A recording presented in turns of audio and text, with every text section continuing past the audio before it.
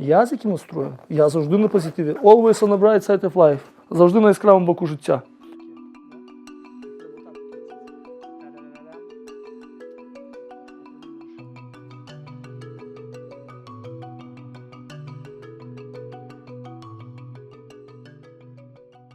Як ми поїдемо? Ось зараз пакуємося.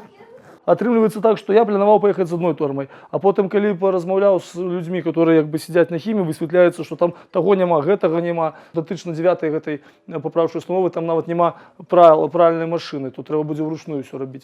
Кажа чалавек, бяры, ну, который там сидзеў, который там сидзіць, я там вот інфармацыю браў, кажа, бяры сваю пасцель, бялізну сваю бяры. І атрымалася, што вось. Ну, і з адной торбы зрабілася раз, два, плюс яшчэ вопратка 3-4, ну і у меня валізка кніг. Это чисто книги, тут только книги. И я не ведаю, як ее затягнуть, потому что тут килограмм 100 где-то. Ну, я как бы на тренировку роблю, але как бы килограмм 100 книг. А вот это мое улюбленное. «Памяти Каталонии» Орвел. Это я вот перший вышел и не перечитать. Як сапраўдная грамадзянская война выглядае.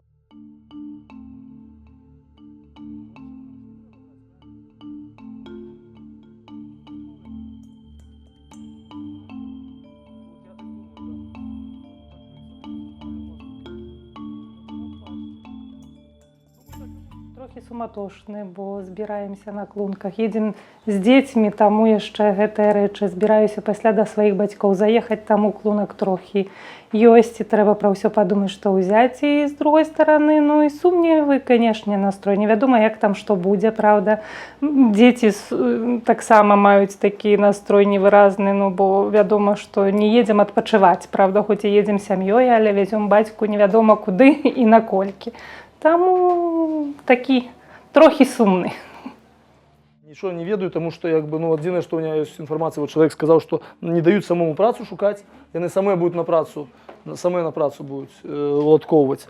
Але, як мне сказал тут чалавек у інспекцыі, что, ну, хутчэй за ўсё это, ну, падпісаныя дамовы з дзяржаўнымі арганізацыямі. Я кажу, я зорка рок-н-рола, дырэктар гродзенскага рок-клубу, тут великая асоба, знаная цэлебріці, кажу, гарадзенская. Кажу, як я там знайду сабе працу і буду працаваць па сваім профілі зорным рок-н-рольным. Он сказаў, няма такого варыянта, потому что, кажу, іх там падпісаныя умовы. Он кажа, вас могуць і ў калгас, і там вот на лесапілку, это стандартная тэма. Ну, я не ведаю, паглядзім.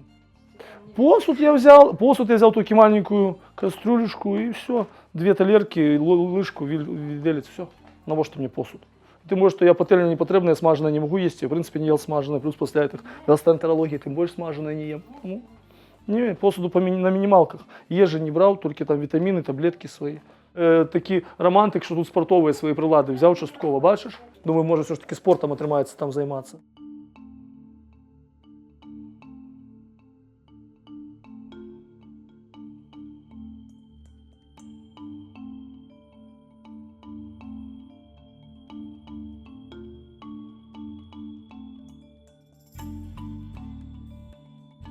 Калі мне не дадуць працаваць, як я хочу, то бук творчасці, там у нейкіх культурніцкіх установах, асветніцкіх, то просто я кажу, ну, працаваць, хадзіць там дзесьці лес, спілаваць дровы ці месці вуліцу, пытанняў няма, але найперш я перш за ўсё са здароўем хочу ўсё зафіксіць. Не боюся ніякай працы, толькі што хочацца, ну, ўсё ж таки са здароўем высветліцца, што мне па гастроэнтералогіі, што мне са страўнікам і куды, што і як. Таму, як бы, ніякой працы не баімся, але так проста не дадзімся. Сели? Такие ваши забабонные старые.